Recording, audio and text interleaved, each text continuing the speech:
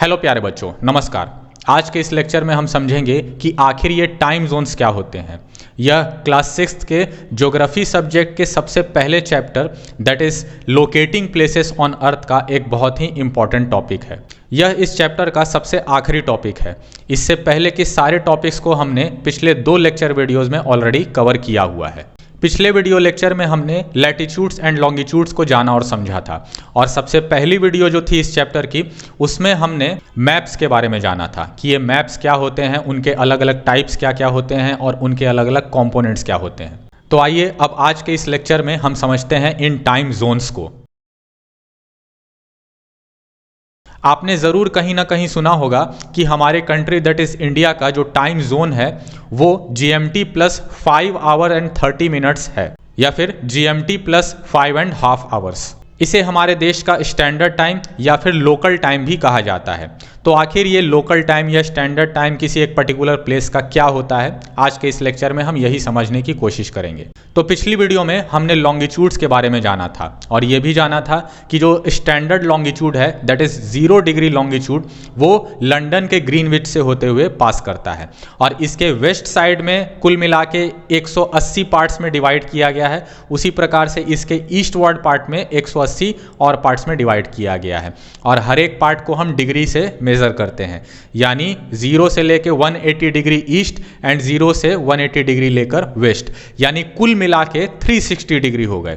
यानी हमारा अर्थ एक बार जब रोटेट करता है तो कुल मिला के अपने एक्सिस पर 360 डिग्री वो रोटेट करता है। इस प्रकार से भी हम इसे समझ सकते हैं। और हम जानते हैं कि जब हमारा अर्थ अपने एक्सिस पर एक रोटेशन कंप्लीट करता है तो कुल मिला के वो 24 घंटे होते हैं। यानी हम ये कह सकते हैं कि कुल मिला के 360 डिग्रीज जो हैं वो 24 घंटे के बराबर हैं। तो इस प्रकार से हम कह सकते हैं कि 360 degrees is equal to 24 hours. यानी हम ये भी कह सकते हैं कि 1 hour equals 360 degree upon 24 that is 15 degrees. इसका मतलब ये हुआ कि किसी 2 जगहों के लोकल टाइम्स के बीच का अंतर यदि 1 घंटा है तो उनके बीच अगर हम लॉन्गिट्यूड्स में डिफरेंस देखें तो वो 15 डिग्री होगा। अब चूंकि हमारा अर्थ अपने एक्सिस पर वेस्ट से ईस्ट के डायरेक्शन में रोटेट करता है, इसी वजह से जो लंदन में मौजूद ग्रीनविच का स्टैंडर्ड लॉन्गिट्यूड है दैट इज 0 डिग्री लॉन्गिट्यूड, उससे यदि हम ईस्टवर्ड डायरेक्शन में मूव करेंगे तो टाइम्स जो हैं वो ऐड होते चले जाएंगे। उसी प्रकार से यदि हम इस रोटेशन के ऑपोजिट डायरेक्शन में जाएंगे दैट इज 0 डिग्री लॉन्गिट्यूड से हम वेस्ट डायरेक्शन में जाएंगे तो जो टाइम है वो सबट्रैक्ट होते चले जाएंगे। उदाहरण के तौर पर यदि हम 0 डिग्री से 15 डिग्री लॉन्गिट्यूड की ओर जाते हैं तो ग्रीनविच का जो टाइम है उसकी तुलना में 1 घंटा ऐड हो जाएगा। उसी प्रकार से यदि हम 30 डिग्री ईस्ट की ओर जाएंगे तो 2 घंटे ऐड हो जाएंगे। यदि हम 45 डिग्री ईस्ट जाएंगे तो 3 आवर्स जो है वो ऐड हो जाएंगे, एंड सो ऑन। उसी प्रकार से यदि हम ग्रीनविच के 0 डिग्री लॉन्गिट्यूड से वेस्टवर्ड डायरेक्शन में 15 डिग्री जाएंगे तो 1 घंटा सबट्रैक्ट हो जाएगा। यदि 30 डिग्री जाएंगे तो 2 घंटे, और यदि 45 डिग्री जाएंगे तो 3 घंटे सबट्रैक्ट हो जाएंगे, एंड सो ऑन। तो उदाहरण के तौर पर यदि लंदन के ग्रीनविच में दिन के 12 बज रहे हैं यानी 12 PM, तो यदि हम 15 डिग्री ईस्ट जाएंगे तो उस लॉन्गिट्यूड पर दिन के 1 बजे होंगे। यदि 30 डिग्री ईस्ट में हम जाएंगे तो उस लॉन्गिट्यूड पर 2 बजे होंगे, एंड सो ऑन। उसी प्रकार से यदि हम 15 डिग्री वेस्ट जाएंगे तो वहाँ पर 1 घंटा सबट्रैक्ट हो जाएगा, यानी वहाँ सुबह के 11 बजे होंगे। उसी प्रकार से यदि हम 30 डिग्री वेस्ट जाएंगे तो वहाँ सुबह के मात्र 10 ही बजे होंगे, एंड सो ऑन। तो इस प्रकार से किसी भी जगह का लॉन्गिट्यूड पता करके हम उस जगह का लोकल टाइम जो है वो कैलकुलेट कर सकते हैं। लेकिन लोकल टाइम जो है किसी भी जगह का डिटरमाइन करना या उसके हिसाब से सभी चीज़ें तय करना ये कन्वीनियंट नहीं होता है, और यहीं से कंसेप्ट आता है स्टैंडर्ड टाइम का। अब लोकल टाइम की तुलना में स्टैंडर्ड टाइम ज़्यादा कन्वीनियंट क्यों है उसे हम एक सिंपल से एग्जाम्पल से समझ सकते हैं। तो उदाहरण के तौर पर मान लीजिए कि आप गुजरात में रहते हैं और आपका कोई दोस्त है जो कि असम में रहता है। तो यदि आप अपने दोस्त से फ़ोन पर बात कर रहे हैं और यदि आप मान लीजिए सनसेट होता हुआ देख रहे हैं और इसका जिक्र आप अपने दोस्त से कर रहे हैं कि मेरे यहाँ भी सनसेट हो रहा है, तो आपका जो दोस्त है वो आपसे कहेगा या कहेगी कि यहाँ तो ऑलरेडी सनसेट हो चुका है और यहाँ अंधेरा भी हो चुका है, रात हो चुका है। तो ऐसा क्यों? ऐसा इसीलिए कि असम जो है हमारे पूरे देश के बिल्कुल ईस्ट डायरेक्शन में मौजूद है, जबकि गुजरात जो है बिल्कुल वेस्ट एंड पर मौजूद है।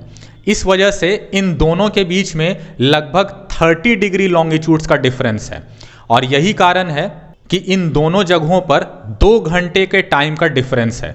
यानी यदि हम मान लें कि गुजरात में अभी सनसेट हो रहा है और उस समय लगभग 6 बज रहे हैं, तो असम जो है वहाँ पे 2 घंटे हम और ऐड कर देंगे, क्योंकि वहाँ पे ऑलरेडी जो है वो सनसेट हो चुका है और वो ईस्ट डायरेक्शन में है। और इसी वजह से वहाँ पर का जो टाइम होगा 6 + 2 आवर्स, दैट इज़ वहाँ पर 8 बज रहे होंगे, यानी ऑलरेडी वहाँ पे रात हो चुकी है।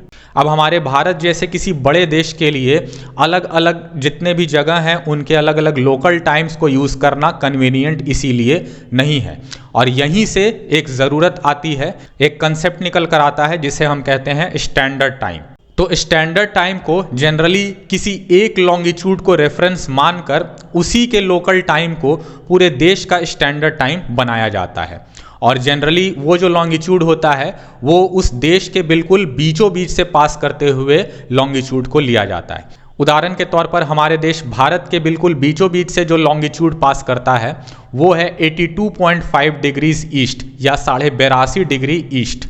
और यह लॉन्गिट्यूड पास करता है उत्तर प्रदेश में मौजूद इलाहाबाद या प्रयागराज जो है उसके पास मौजूद एक शहर जिसका नाम है मिर्ज़ापुर, वहाँ से। और इस जगह का जो लोकल टाइम है वो लंदन के ग्रीनविच की तुलना में 5.5 घंटे आगे है।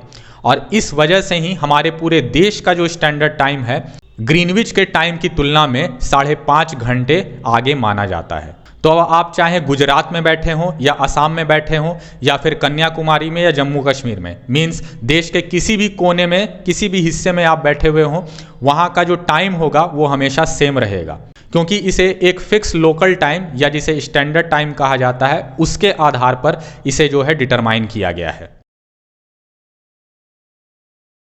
लंदन के ग्रीनविच का जो लोकल टाइम है यानी 0 डिग्री लॉन्गिट्यूड का जो लोकल टाइम है उसे ही ग्रीनविच मीन टाइम कहा जाता है, जिसे शॉर्ट में GMT कहा जाता है। और इसी वजह से हमारे देश भारत का जो स्टैंडर्ड टाइम है जो कि उसकी तुलना में 5.5 घंटे आगे है, उसे GMT + 5.5 आवर्स या GMT + 5 आवर्स 30 मिनट्स जो है वो कहा जाता है, जो कि अक्सर आपने सुना होगा। अब इन सभी चीज़ों को जानने और समझने के बाद हो सकता है हम अपने मन में ये सोचें कि किसी एक कंट्री का हमेशा एक ही स्टैंडर्ड टाइम होता है, चाहे वो कितना भी बड़ा या कितना छोटा हो। लेकिन हमेशा ऐसा केस नहीं होता है।